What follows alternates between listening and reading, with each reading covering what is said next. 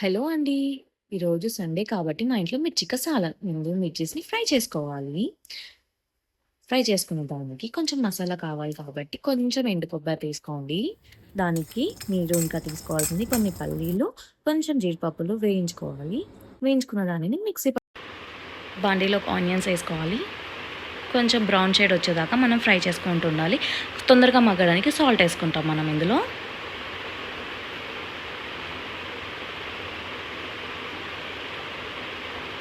మళ్ళీ దాంట్లో 2 పచ్చిమిర్చి అండ్ కొంచెం అల్లం వెల్లుల్లి పేస్ట్ వేసుకొని మళ్ళీ కలుపుకోవాలన్నమాట. కొంచెం బ్రౌన్ కలర్ వచ్చింది కదా! ఇప్పుడు మనం చిటికెడు పసుపు వేసుకుందాం. ఆ పసుపు వేసుకున్న దాన్ని కూడా మళ్ళీ కలుపుకుందాము. ఆల్రెడీ మనం పట్టి ఉంచిన పేస్ట్‌ని అందులో వేసుకొని మళ్ళీ కలుపుకుందాము. ఆల్రెడీ వేయించుకున్న వాటిని మనం దాంట్లో వేసుకొని మళ్ళీ కలుపుకొని ఒక 10 మినిట్స్ మనం దాన్ని టచ్ చేయకుండా ఉంటే